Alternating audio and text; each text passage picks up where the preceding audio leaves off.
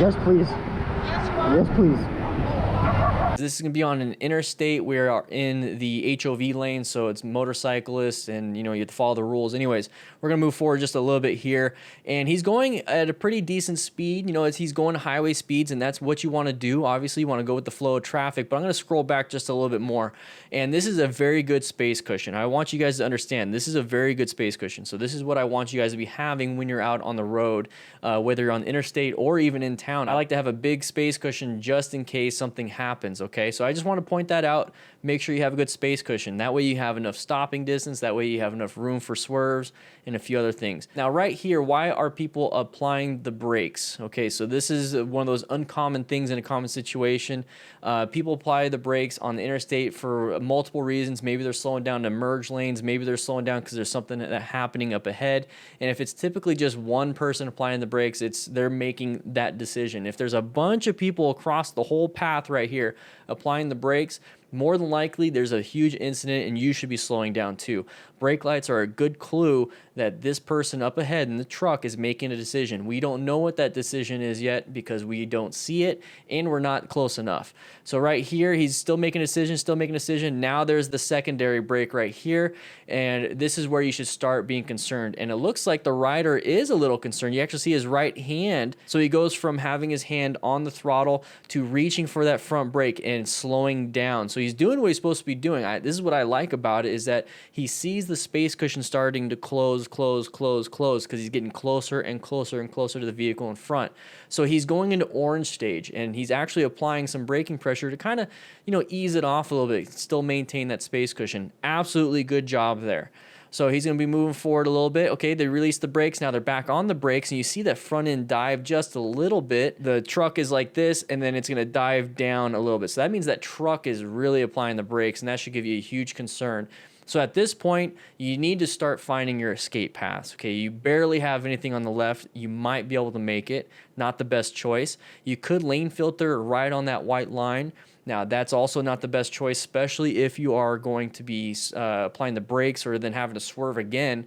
So right here, you definitely need to be practicing your progressive brake pressure. I talk about that in one of my previous videos where you can actually go out and practice your progressive brake pressure. And that's going to translate into emergency braking. You're just going to do it quicker and quicker and quicker with emergency braking.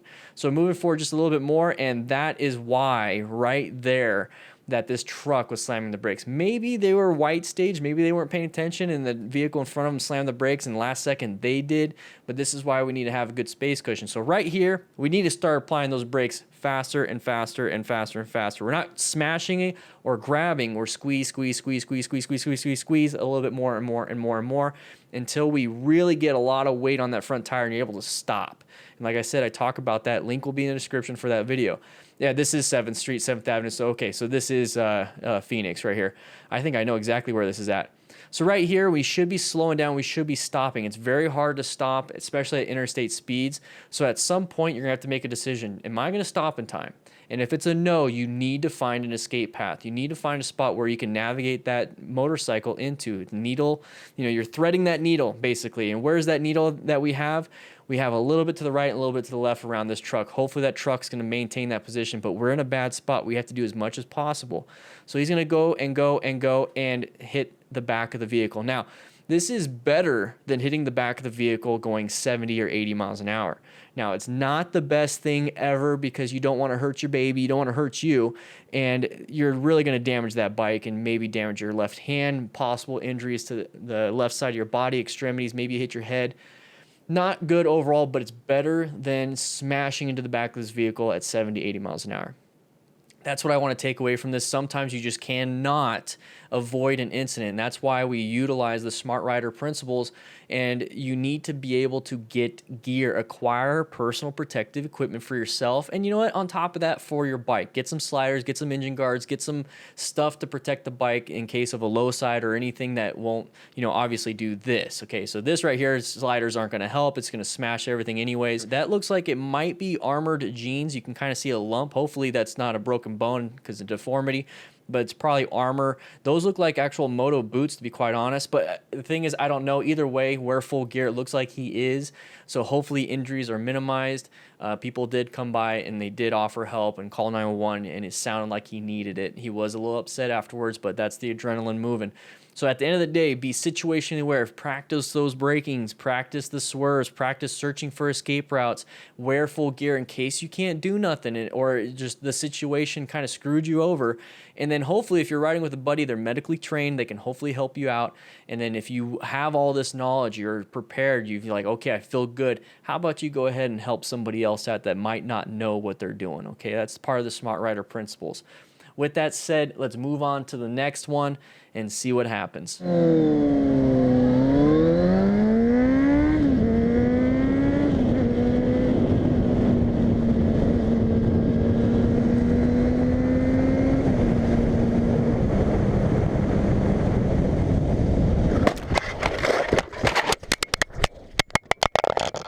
So once again, we're focused on the situational awareness, and if you're situationally aware, you should know that we do have that motorcycle giveaway. So how you sign up is by joining patreon.com/DanDanTheFireman. You have tier 1, 2, 3, and 4. Each one of them, you're going to get my ebook for free, the Beginner's Guide to Motorcycle Riding, but then you're also going to get entries into the giveaway. Now, the rules and everything, the terms and conditions, all that stuff is on my website, ddfmcrew.com. All those links are going to be in the description in the first comment also.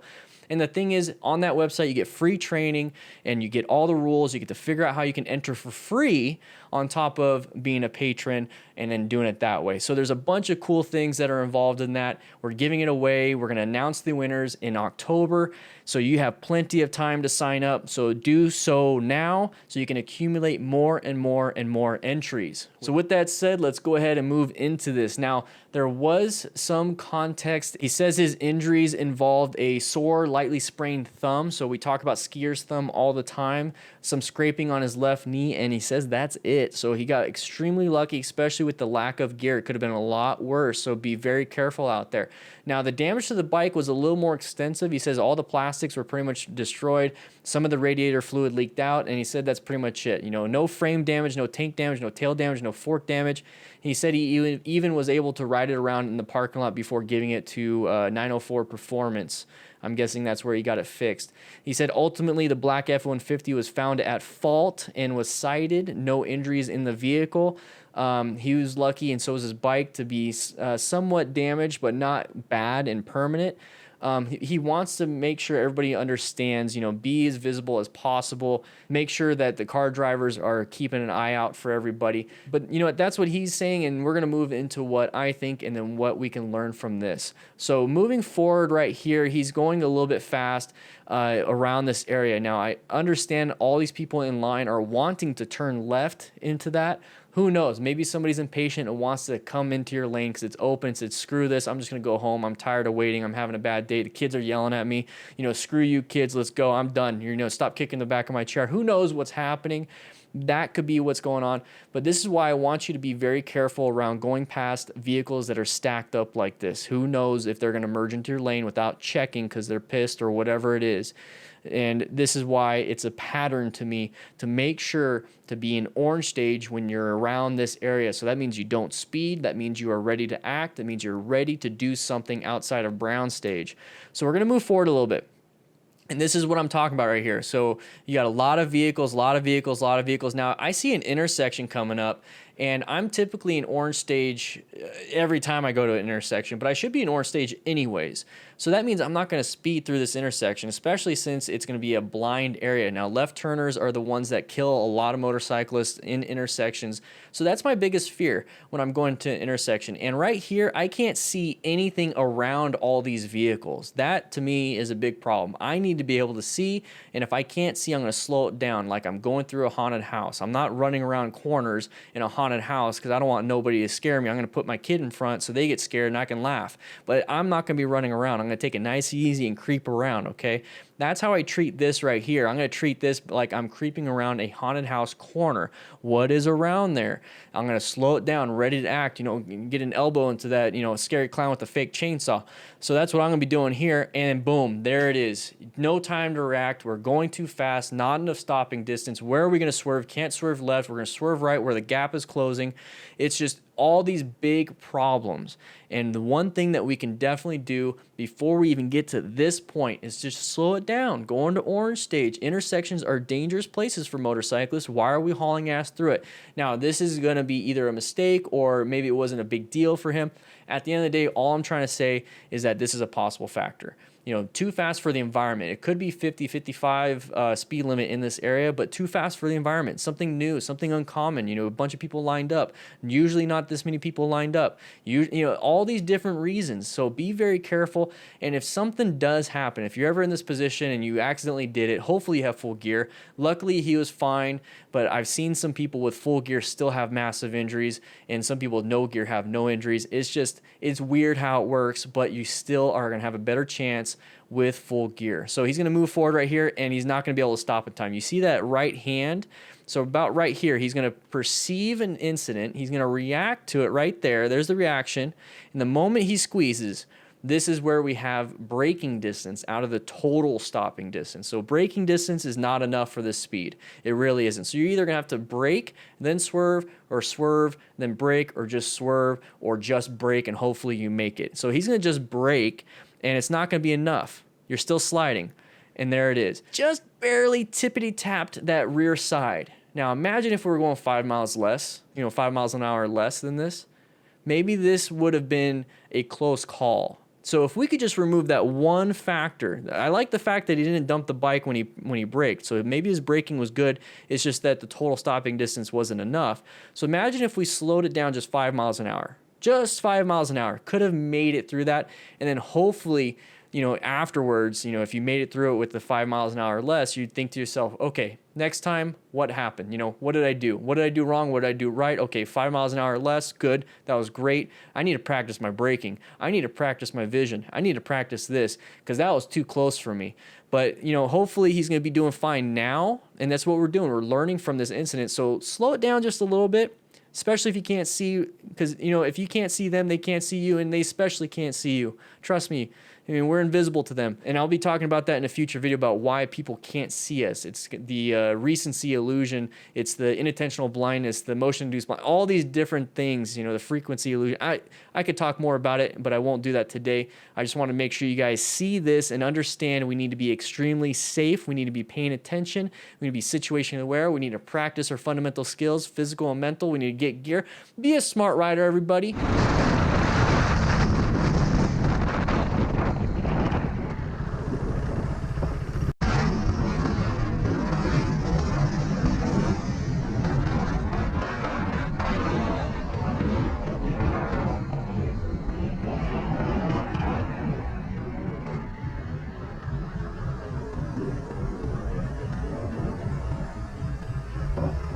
Happens super quick, but here's the thing, there are some clues out there to let you know maybe I should not take it this fast, that we have more time to react for an escape route, swerving, braking, whatever it is we need to do, especially in the orange stage. We don't want to go into brown stage. We want to stay in yellow and orange stage certain areas of the time, but definitely not want to be in white stage either. So right here, what we have is we have chevrons. Now chevrons are going to be a good indicator that's going to be a sharp turn, so be very careful with that because curves and intersections are extremely deadly for motorcyclists, and guess what? This is two of them into one, so this is the final boss. So right here, you got the sharp turn, so be very careful with that. Go ahead and slow it down, get ready, and then you also can't see very well because of this vehicle. So remember, if you have bad vision, you can't see these clues, you're kind of screwed. So slow it down or let this person go way ahead, give yourself a space cushion, get in a position to where you can see. But that's not what we're going to be talking about today. We're going to be talking about the clues that we see out here. So, all right, so he's going to hit that vehicle, but real quick, if we were slowing down, okay, if we were going slow enough, or at least the speed limit, okay, I think a lot of these guys might be going above the speed limit. I can't tell, but you can kind of see a tracksuit, so maybe they invested in some proper safety gear so they could go fast. That might be the mentality. Unsure, not going to say that. But anyways, what we have right here is we do have a right turn, and then we have a straight arrow and all these different markings on the road. So these are all the clues for an intersection. Now, I understand, well, you didn't see it until the last second, and that's the problem. We're going a little bit too fast. So if we're going a little bit slower or the speed limit, like I mentioned, we'll be able to see these ahead of time, and we'll be able to react with proper speed, proper distance, proper everything. Another thing is you can kind of tell right here the side of the vehicle. It's a little blurry here, but our vision should be pretty good. We need to be checking on our vision, double checking, with the doctor, making sure we can ride within our limits. But if you can see the side of a vehicle, that is a definite pattern for an intersection. The problem in this accident here is that it is a curve, so very bad line of sight. You can't see around the blind turn with traffic, and then also an intersection. So it's just like the worst situation overall. But the problem is we can't be going this fast, okay? So the solution for all of this is to slow it down, especially on curves that we can't see. Use the clues like the chevrons and all the arrows, and you see the sides of vehicles. It's like, this is a intersection and a curve. Oh crap, this is not good. So how about we slow it down, go into orange stage, get ready to brake, so cover those front brakes, get ready to swerve so you're ready to do something. High alert. And once you exit this area, go back to yellow stage, enjoy your ride, and zone in.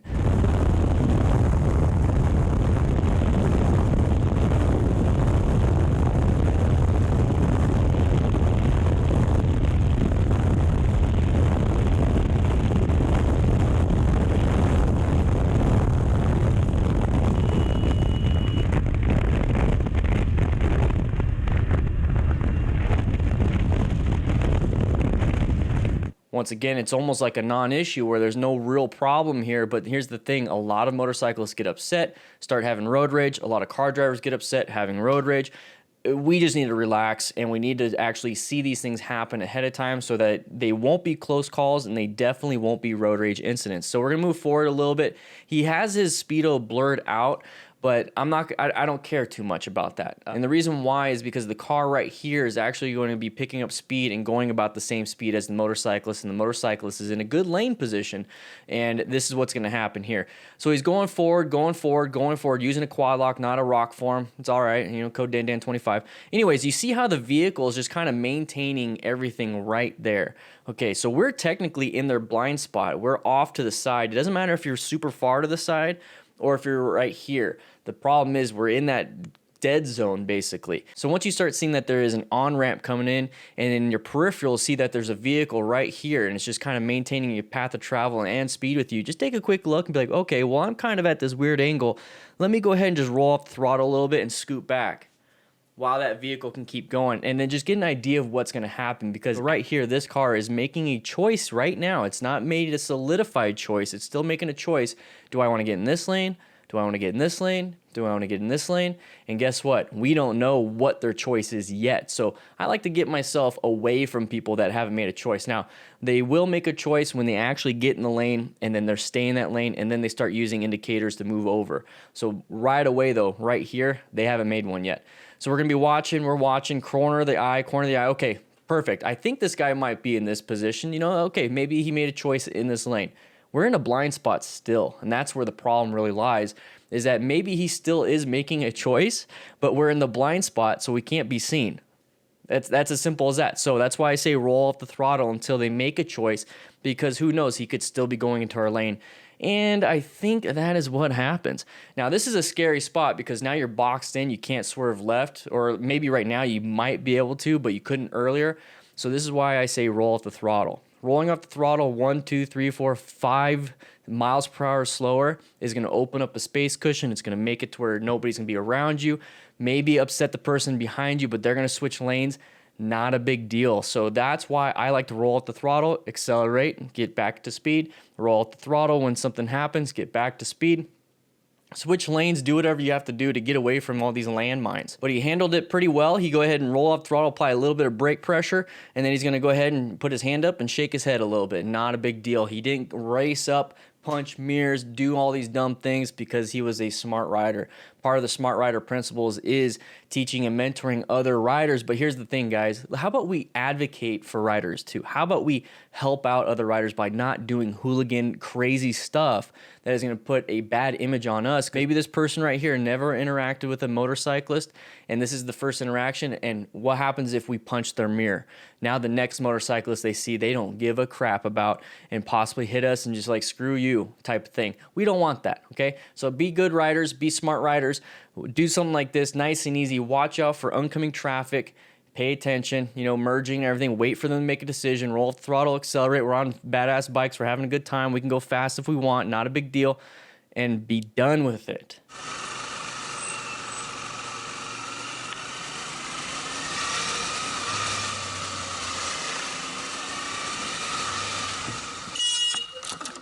Блять!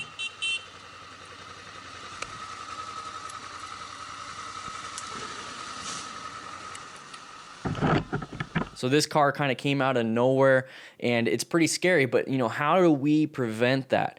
Now there's some things that you should be doing in this area, okay? So you should have a certain level of paranoia. And it sounds pretty counterintuitive to motorcycling. You know, I don't want to be paranoid while riding. Well, there's sometimes you kind of have to be, and this is one of those areas. Let's move on to this, and we see right here, we see some little green, okay? So there's an intersection. Just based off of that, it should be an orange stage, but based off of the fact that I have a car here, there's an intersection there, we have a bunch of cars here, I'm gonna be in orange stage anyways. Good line of sight, this is the position that I would be in, so you see how you can see the car in front, the car in front of that car, the car in front of that car, the car in front of that car.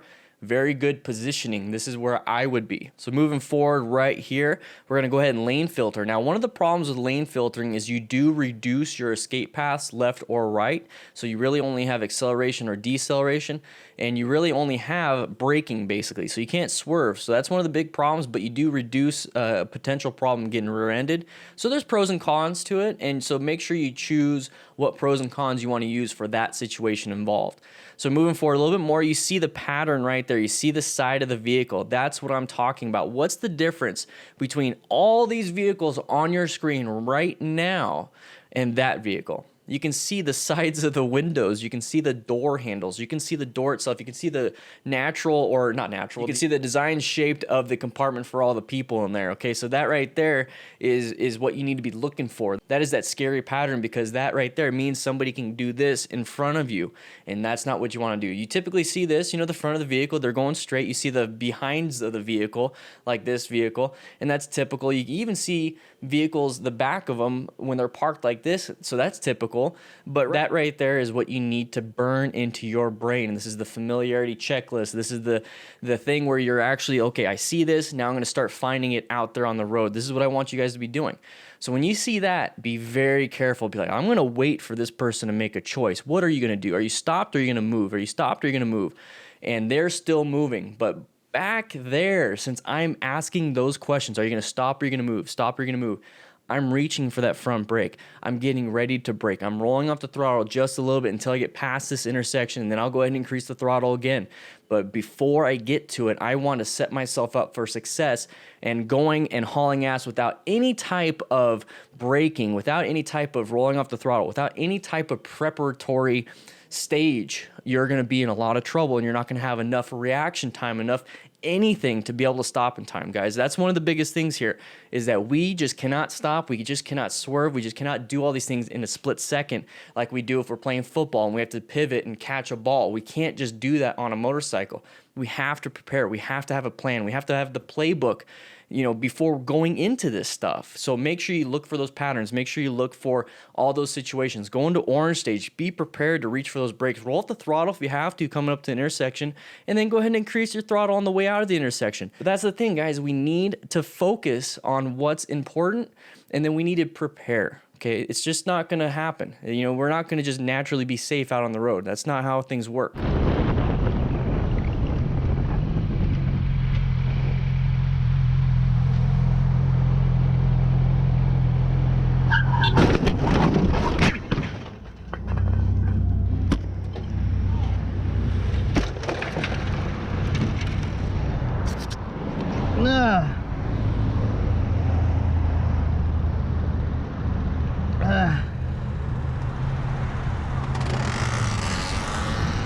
This is a huge fear for states that don't allow lane filtering. There's only a few states in the United States that does allow it, and then everywhere else in the world you're allowed to, which is kind of weird. Why can't we do it? Anyways, I'm not going to get into that. Right off the bat, though, I want to just take a look at this image and be as safe as possible. Not 100% safe, but safe as possible. And that really goes into the smart rider system, you know, it's finding these hazards, you know, seeking out hazardous situations, maintaining your fundamental skills, acquiring personal protective equipment, rescuing other riders with medical training, and then teaching and mentoring other riders. And right away, you didn't acquire any gear. Okay, so maybe we have a helmet, but no gloves, no jacket, none of that stuff. Be very, very careful out there, because if something does happen that you have zero control over, and you cut up your body and you damage your body because you didn't have gear, that's where you're going to start having problems.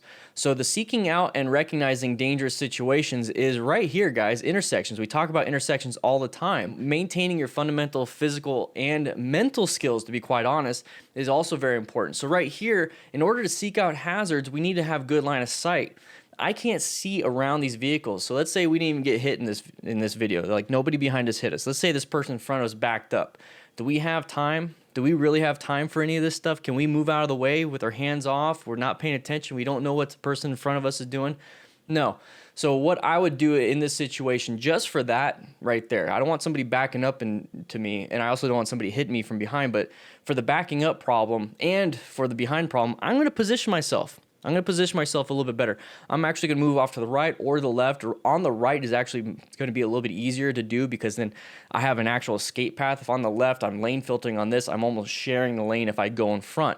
So if somebody behind me is not paying attention, hopefully they're going to hit this Ford Explorer, I believe, and not me. Maybe clip me a little bit, but I'd rather have that than get my whole back shattered. So we're going to watch just a little bit more. There's the impact.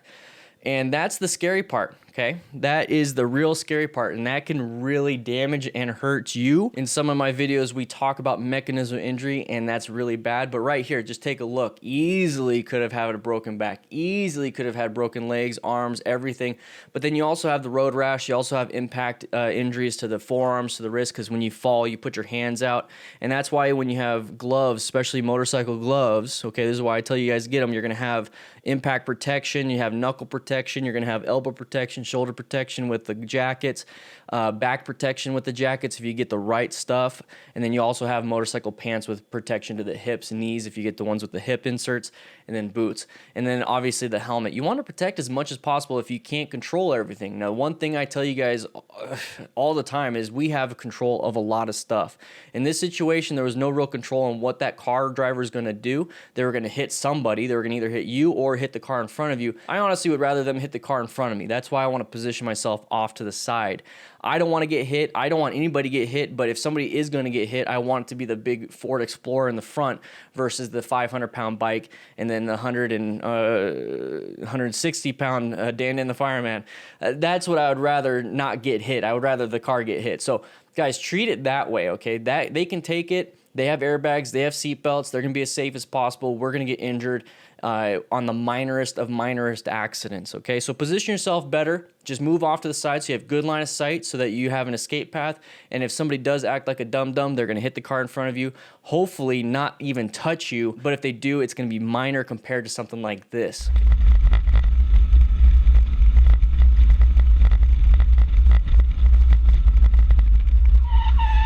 Dude! Are you fucking for real?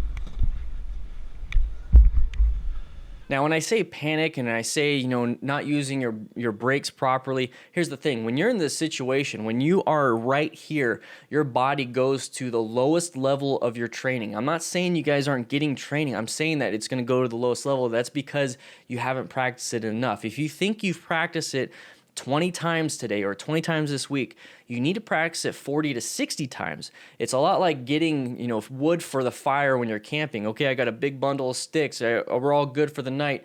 No, go get 2 to 3 times more than that, and then trust me, now you're going to have enough for the night. So when it comes to motorcycle riding, if you feel like I got 20 minutes of braking or 20 sessions and 20 drills of braking, let's do 40, let's do 60.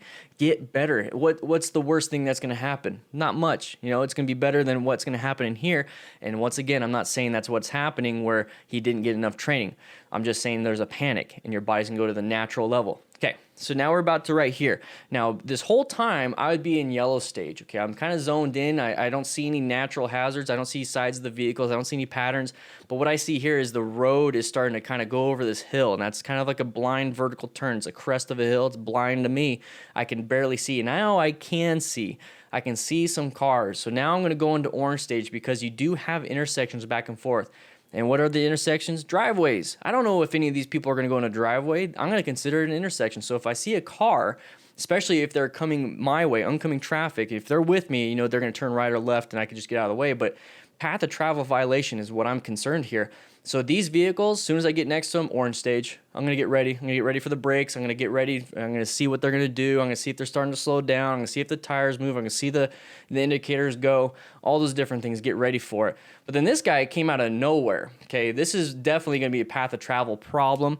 So right here, you need to start applying those brakes. So what did I say earlier? I said as soon as I see a car now, I see the Jeep or whatever the vehicle was with the light on it. So I'm going to go ahead and just reach forward on those brakes. I'm not going to roll off the throttle yet right here. And I'm going to reach for the brakes. Now I'm going to roll off the throttle and start applying some brake pressure. This person has his tires and his body already moving. Those are the patterns that you need to be looking for. So go ahead and start squeezing right here. We don't want to squeeze right there. That's what happens if you squeeze a little too late. And what did I say about the driveways, intersections? There it is, guys. So right here, it's going to be squeezing that front brake, squeeze that front brake with a couple of fingers. Now remember, your front brake has a lot of stopping power, 60 to 80% stopping power for the bike. The rear tire and the rear brake will do quite a bit, like 20 to 40%. But once that weight gets that front tire, because once you start applying brake pressure, all of you and the bike is going to start getting on that front tire and compressing that front fork. Once that happens, the more and more weight on that front tire, the more and more braking power you have. So now we're getting closer to 80, 90% stopping power right now. So if you're still pressing hard on that rear brake, it's going to start losing traction because it doesn't have a lot of friction, a lot of weight, and it's going to start sliding. And that's exactly what happened right there. That's the fishtail. So when I talk about not practicing enough, this is what I'm talking about. You can't just press the same amount with the right foot and the right hand. You need to squeeze more and more and more and more and more and more until you come to the stop with that front brake. Rear brakes are very important for cruisers too, so still do that, but then start releasing a little bit of that right foot and then that rear brake and squeezing more and more front brake. And the only way you're going to do that naturally with habit is with practice, practice, practice. And this is what happened right here. This is a high side, very dangerous, very impact oriented type of crash. Low sides where you just kind of slide and you're going to have impacts, but mostly road rash. But this one, you're going to get flipped over and then put those hands out. This is why we need to have motorcycle protective gear too. Now, this is a single vehicle accident. Okay, this person might have caused it and is pretty much at fault for being in the path of travel. Shouldn't have done that. But we're the ones that are going to be hurt. Nothing happened to their car. Nothing happened to them. Maybe financial if you're able to sue them or whatever it is. But the problem is we got hurt. Our baby got hurt. This is not a good day for us. So make sure you wear your gear. Make sure you're hyper aware and hyper alert, especially in areas like this with multiple intersections, driveways, intersections, whatever. And practice your braking, practice your swerving, because that could have been an option that you could have done too when you're in red stage. Don't go into brown stage, everybody.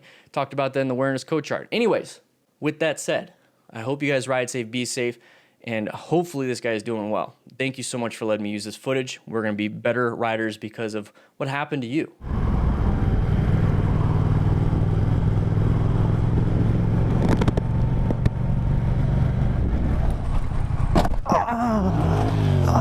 Putain.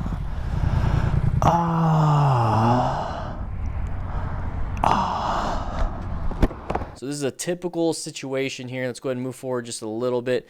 And this right here is what I'm talking about. Can you see around this vehicle? Line of sight is very important for us as motorcyclists because we can't stop on a dime as much as you think your Brembo brakes are good. And you just won't be able to, okay? You have a total stopping distance, okay? Perception, reaction, which is when you're going to go ahead and reach for those front brakes and rear brakes.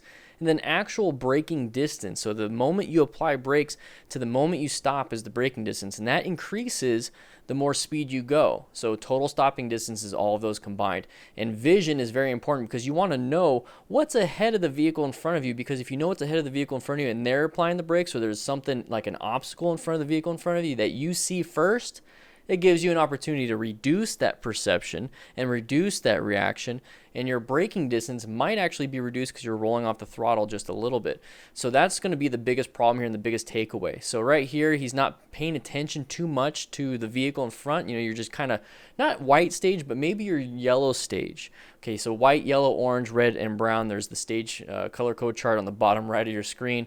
White stage, you definitely don't want to be in. Yellow stage, you can be in most of the time. But if you're this close to a vehicle and you can't see around them, this is one of those opportunities to go into orange stage and just kind of get ready for those brakes, just in case.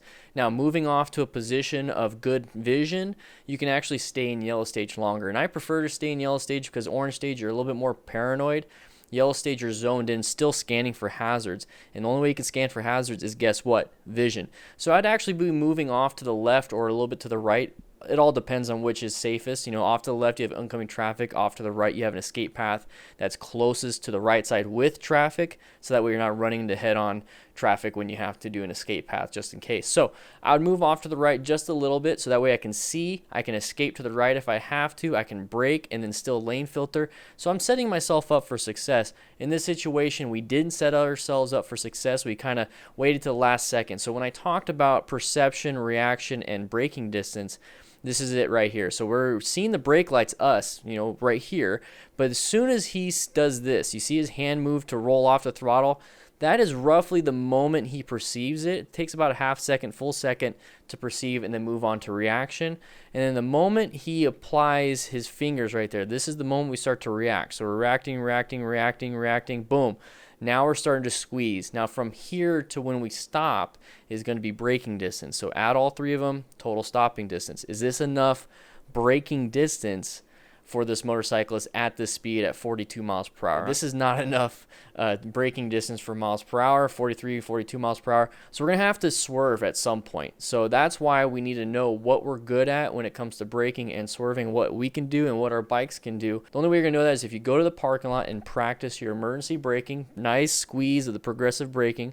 Think of like squeezing an orange. You're squeezing more and more and more. You're not smashing it because you'll get orange juice everywhere. So you go out and practice in a parking lot. You do that. You also practice your swerving. So you're going to know how far you can really stop at certain distances. Position yourself for success. Move off to the right side so you have good vision. And if something like this happens, the dude slams his brakes, just switch lanes. You don't even have to swerve, just switch lanes, especially if you did a 360-degree situational awareness. Very important. You will do this on a bike, and you can do this in a car. You can do this on your bicycle. You can do this while walking your dog. You can do this at any moment in time. Just make sure you're being situationally aware and you have good vision. Biggest thing here. So that's not what happened. We hit this and we fell down. So luckily, it wasn't that big of an issue because, you know, it was almost zero speed. But my guess is the vehicle up in front right there decided to slam the brakes and made this car slam his brakes and then made you slam your brakes. I'd rather react to the car ahead of him.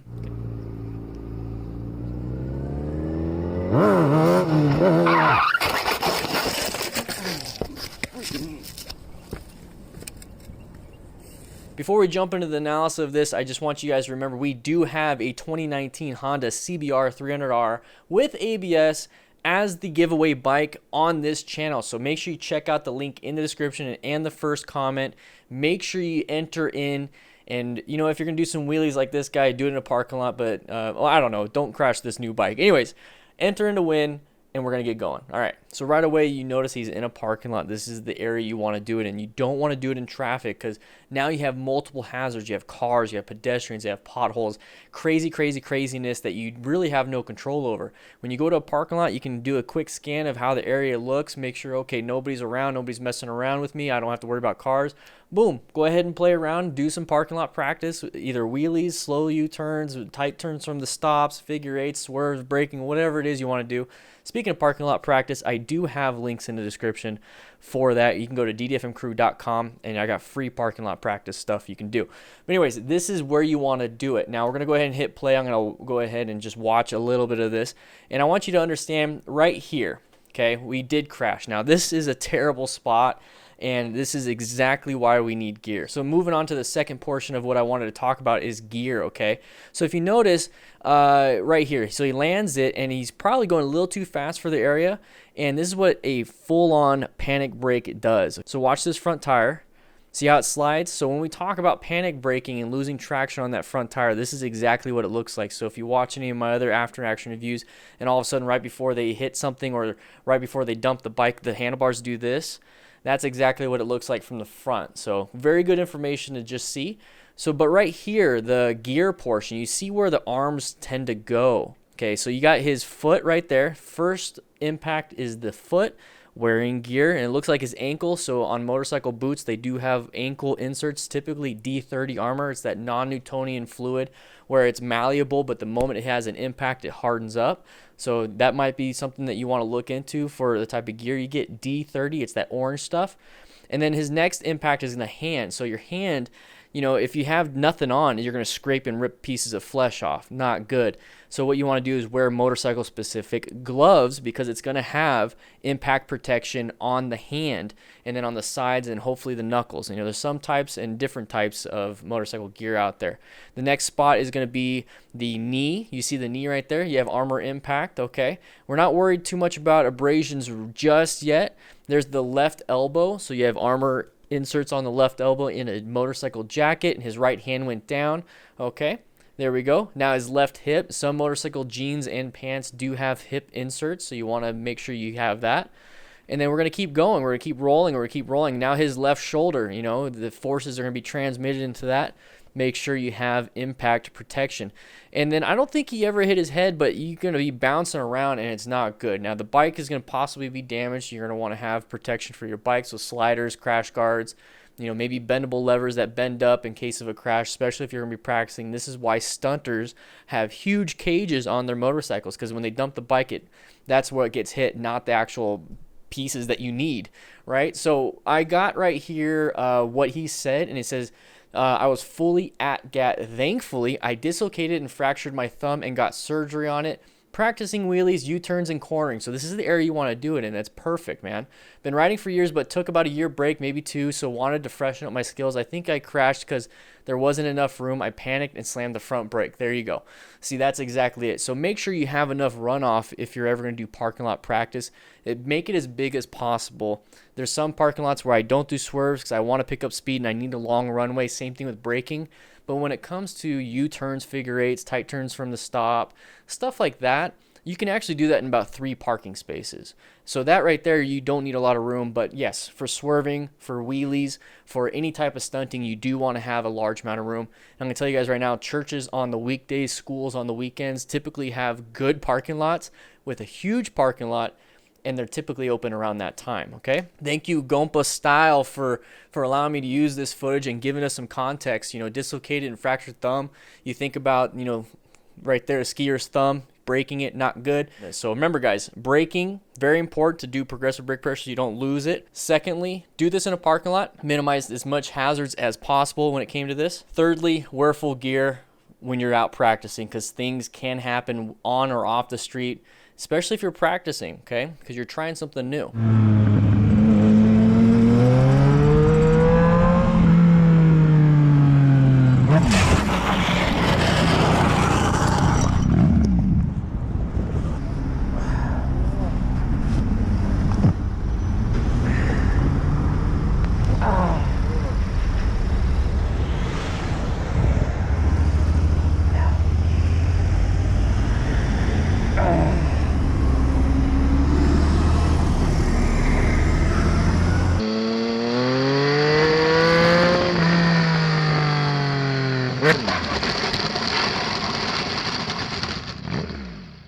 So AJHD actually gave me some context here, and right away you can kind of see that there is some type of discoloration in the road. Now, when you're actually riding, it's really hard to see. It's not something that you're going to pick out right away, you know, have enough time. But this is also something you need to be paying attention to. You need to see what type of road surface area is, you know, it could possibly kill you. It could be grass clippings, it could be gravel, it could be snow, black ice, oil, water, whatever it is, a big old 2x4, a naked lady in the middle of the road you're going to run over. All these different things could cause a problem, especially in your path of travel. So right here, very difficult to see. So, I mean, he couldn't see it in time, and that's what happened. So there was some type of oil loss. And if we watched yesterday's video when the guy did the wheelie, came down and then dumped the bike because he slammed the brakes. And I talked about seeing those handlebars move.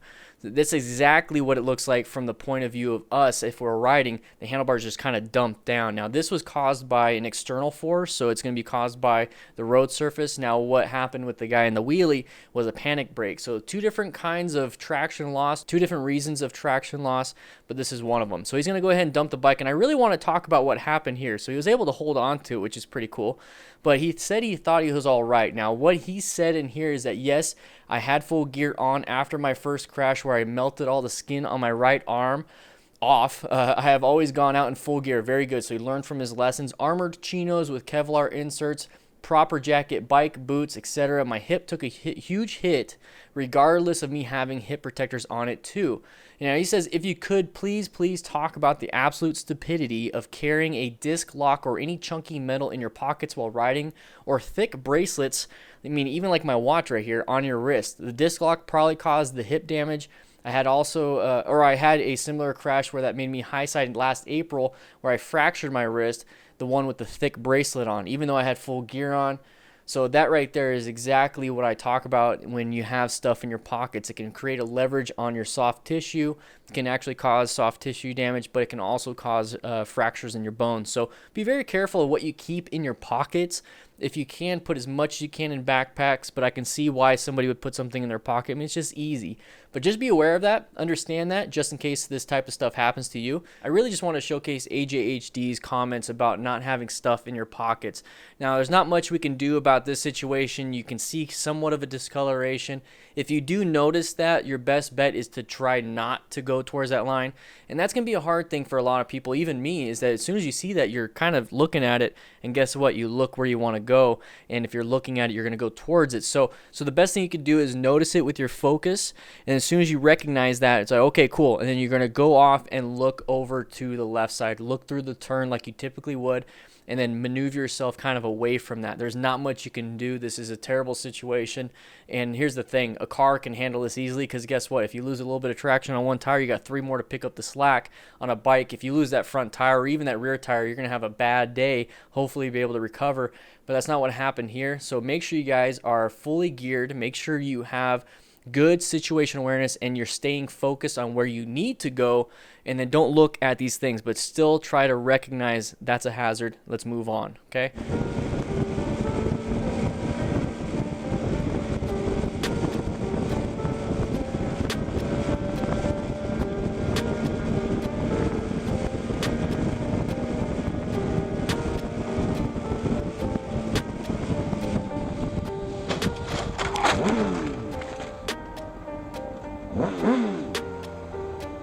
I just want you to see what's happening here, okay? We have a bunch of traffic. This is where things start to go from yellow stage to orange stage, and we really shouldn't be lane filtering at this high speed. Why do we lane filter? To get into the front. It's not because we're impatient. It saves our back end just in case we're going to get hit.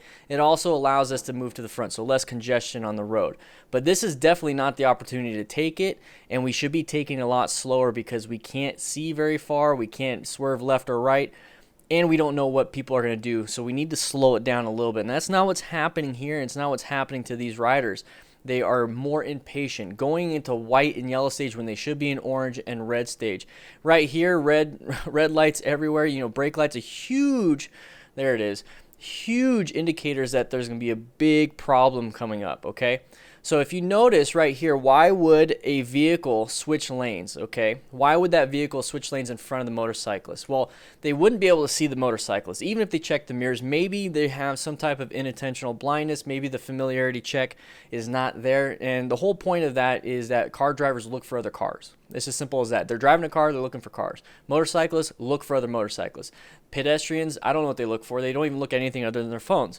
But that's the thing, is that whatever you're doing, that's what you're looking for. Now, inattentional blindness is kind of the same thing. The brain literally does not see the motorcyclist because there's too much information being processed, and it's like, we don't need to care about that. We need to care about the hundreds of cars that are out here. So all those things combined really makes it to where we're invisible. So I hear about, you know, pretend you're invisible while on the road. No. Don't pretend you're invisible. Ride like nobody can see you. There's a big difference. You don't want to ride around like you're invisible. That means you can sneak in and out and be the invisible man. That's not good.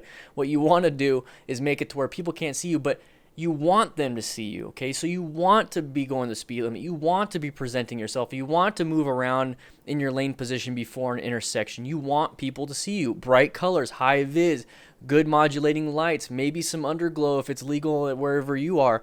You want people to see you. So don't ride around like you're invisible. Ride around like people can't see you, and then you want them to see you. So you're going to do your best to make that happen. But right here is a big problem, okay? That car moved over because his lane was going slow. This lane was moving. Boom, I'm going to move over. Simple as that. That's what I would do, but I'd pay attention if there's motorcyclists because I'm a motorcyclist and I look out for them.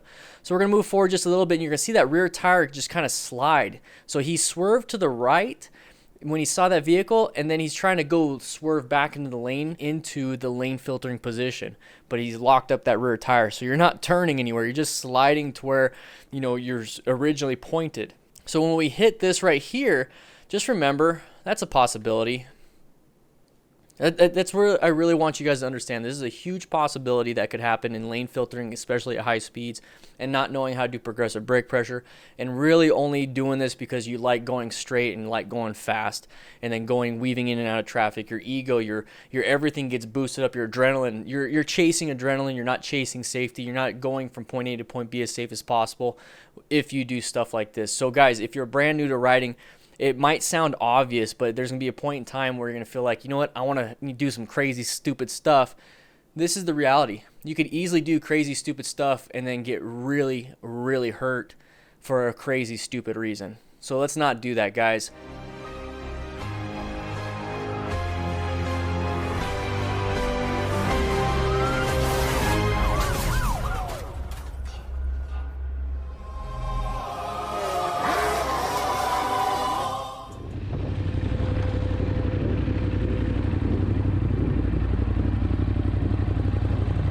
I notice he has a foam mount. I can't tell what kind of foam mount, but it's probably not a Rokform, but you can definitely get a Rokform mount and phone case using code DanDan25, 25% off your order. So if you buy the actual phone mount, you pretty much get your phone case for free. I absolutely love mine. I have mine right here, and I have my little pop socket adapter. Hey, you know, make fun of me all you want, but I absolutely love it. It's magnetic, so I can attach it to things, and it's a lot of fun. You know, it's like sitting right there, right? Anyways, let's go ahead and jump into this one. So right away, we have the sun to our back. So always think about conditions involved. Okay, can you see very far around this curve? Not really. You got this median here.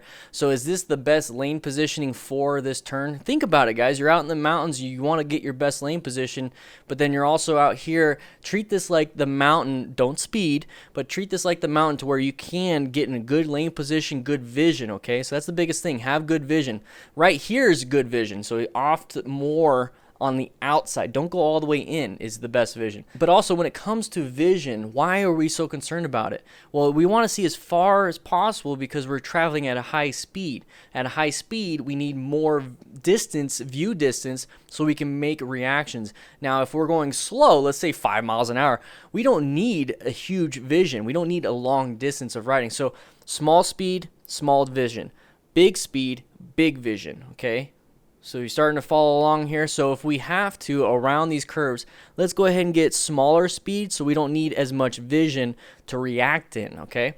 So right here, boom, uncommon thing, common situation. You can barely see it, but it's definitely the sides of vehicles, and sides of vehicles should not be on the interstate. So that's what's causing a lot of problems. So now what do we do here? We start rolling off the throttle. We start applying brake pressure, standing the bike up, seeing what's happening, and then navigating around it. And these guys do a great job, okay? So this person right here, unsure what happened. Maybe they were going at a high rate of speed and they found something. They were able to stop in time because they saw it ahead of time. And good thing that they did stop, but you can also still navigate around. So either way, you did a great job, especially with a passenger on the back. Your stopping distance is actually more because you have more weight, and you also have to be very careful because hopefully that person behind you hopefully did a pre-ride, you know, talk with the person, you know, hey, when we stop, this is what's going to happen. When we swerve, this is what's going to happen. Don't get on or off unless I say so. All these different things. I have a video in the description that talks about that. But very good job on keeping that person staying there, especially in an emergency situation. Same thing right here. You did a swerve out of the way. Very good. Very uncommon thing in a common situation. But why is it uncommon? There was an impact. There was an injury. There was an accident. And it was around this blind turn. Maybe that's what caused the accident. I don't know. Either way, it's an obstacle in our path of travel on interstate with highway speeds, and we had to navigate around it. Every single one of these riders did an amazing job. Every single one of these riders did what they were supposed to do, got themselves out of the situation, and I want to end the week on that. This is amazing. A great job here. You notice he went from 70 to 40. He doesn't have to slam the brakes or stop. You just have to slow down so you can gather as much information as possible with the much distance as possible, for the speed, right? That way you're able to move out of the way, you're able to brake, you're able to stop, you're able to do whatever it is you want to do with all those tools in your toolbox from training in a parking lot. So he did a great job, both of them, all three riders. I don't know if there's a fourth rider back there, but then look at 27 miles an hour. You got plenty of room on the interstate. Go ahead and pick up your speed or turn around and help out if there's injured people in those cars. Part of the Smart Rider principles is the R portion of rescuing other riders. But you know what? Why don't we rescue car drivers too, just in case with our medical training?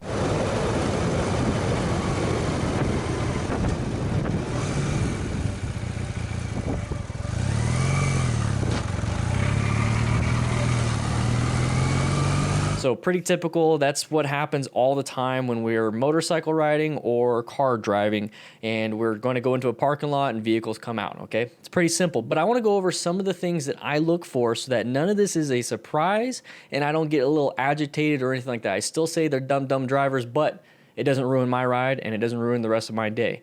So we're going to move forward just a little bit, and there it is. There's that pattern. We talk about this all the time during the live streams. This should not be anything new to you if you watch the live streams Tuesday, Wednesdays, and Thursdays, but the sides of the vehicle is a pattern. It's the thing that you need to look out for because right here is the moment you can see it, and we have a couple seconds until we get to the intersection. So those couple seconds can really determine where your escape path is. It can determine if you're gonna brake or swerve, or it's gonna determine if you need to focus on this hazard, because not all hazards are things that you need to focus on. Are we focusing on the wet road right there? That's a typical hazard if you have your tire on it. Not really. If you're off to the side, you mitigated that hazard. So we're gonna try to mitigate the side of this vehicle. So right here, moving forward just a little bit. Now, I know a lot of people are saying, well, the person pulled out and they were looking right at me. They were looking right at me. So now we're going to go into some of the things that could play into that. So this is for car drivers and it's also for motorcyclists. So car drivers typically don't look for and see motorcyclists. They might put their face and their eyeballs on you in that direction, but their brain is not saying, focus on that. It's saying focus on the target hazard. Focus on the things that are going to kill you. So what's happening is the brain is removing you and looking for cars. Okay, inattentional blindness. And there's also motion-induced blindness where you blend in with the background that's not moving. So there's all these different psychological things with our brain. Basically, to boil it down, is there's only so much our brain can input and process and then output into our body. Okay, so that's basically what it is.